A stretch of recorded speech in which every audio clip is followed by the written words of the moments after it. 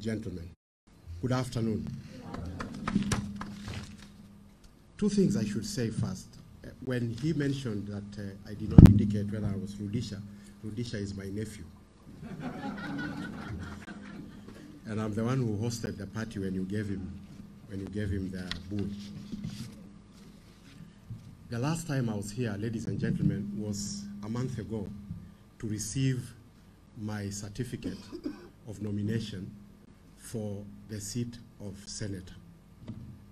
And so even before I say what I'm going to say, this is already promising to be a weird election season. Because when the party leader made the phone call to me to ask me to come to his home, I was in Narok campaigning for myself, and on his instructions, campaigning for Raila Odinga. This is a weird election season. It is also a Davidian moment. A Davidian moment in the sense that, as in the days of Jesse, a young, not so young in my case, herds boy, looking after his cows and sheep, gets called and summoned. And as every herds boy knows, obedience is the first attribute of being a good.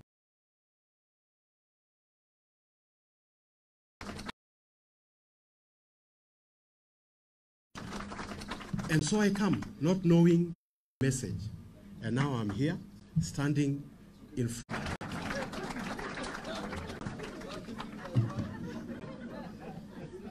So as a student of William Shakespeare, like His Excellency has, William Shakespeare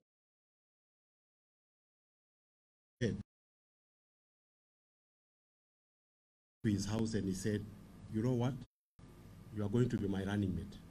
I thought we are going to be jogging together.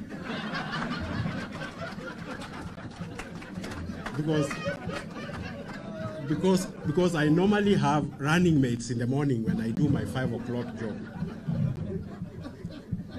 So I was happy that I was going to be running with my party leader.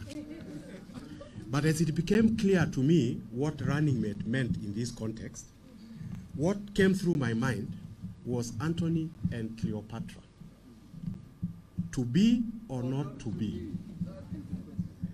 And so, Your Excellency, I have come here today to answer that immortal question that was posed by Shakespeare in Antony and Cleopatra.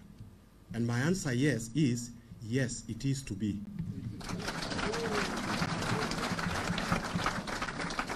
And with all humility, therefore, I accept the nomination to be the running mate of the presidential candidate of the Wiper Democratic Movement.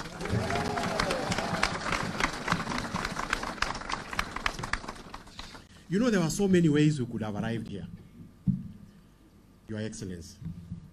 One, you could have called me to the Serena for an interview.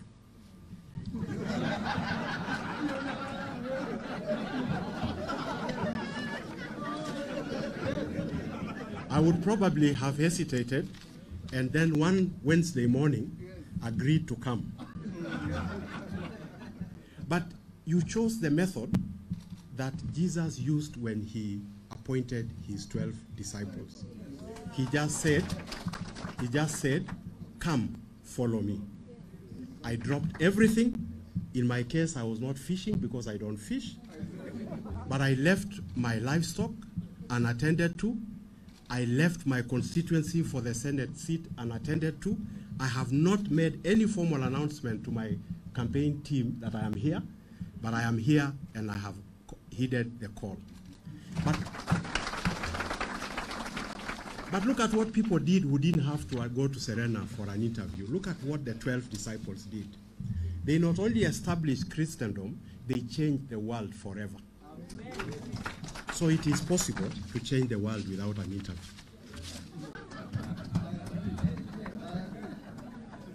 Your Excellency, the last time a Maasai stood to accept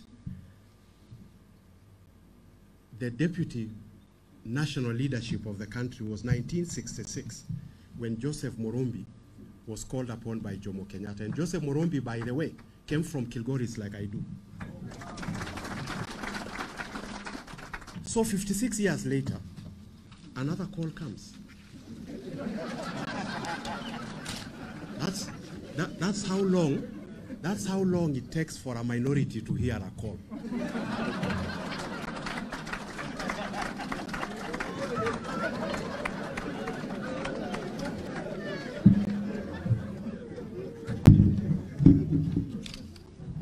And so I am privileged that, because I asked myself, what the heck?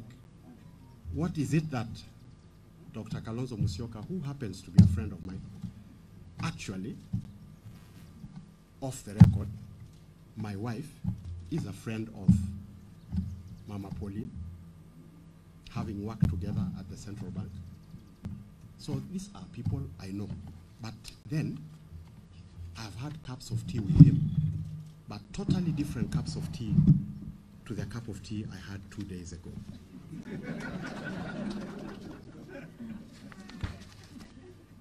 And so I'm humbled on my own behalf and on behalf of my family and my community that this call has come at all. Your Excellency, this country is getting used to majoritarian tyranny. And it is an uncomfortable thing to get used to. Because if all that we are ever going to chase are quantities in numbers, when shall quality ever find its place? It's in history. History has shown that herdsmen and shepherds have the longest endurance. They have provided leadership in the most difficult of times. But because of the method of of Western democracy, where numbers are tallied on paper, and only people with numbers shall see the light of day, it is the most courageous thing you have ever done in your life to appoint a pastoralist with not the kind of numbers that people talk about to be your deputy. But I shall concur with the English people when they say, fortune favors the brave. And that bravery shall pay back upon you. Your Excellency, your manifesto shall be my manifesto, and your party shall be my party. And because this is not the day to delve into my heart, let alone my mind, because I do these things all the time when I write books, let me say, without equivocation,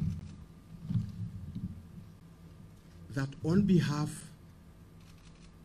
for the sake of my people of Narok, on behalf of the Maasai people wherever they are in Kenya and East Africa, on behalf of all pastoralists, on behalf of all marginalized communities seeking inclusivity in a majoritarian environment, I accept this nomination on their behalf.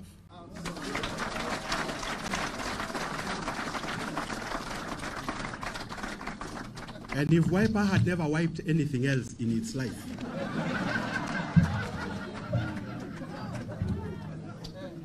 it's going to wipe the pastoralists.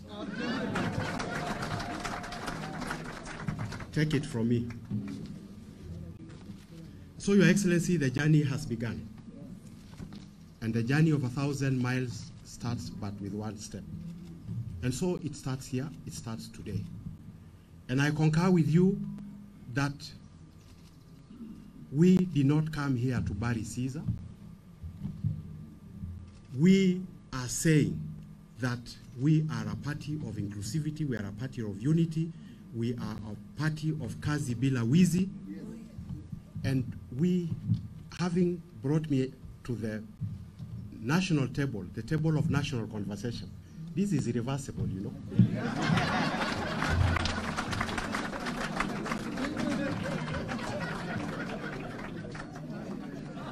Sitting, the pastoralists have found their way to the table of national conversation via Wiper.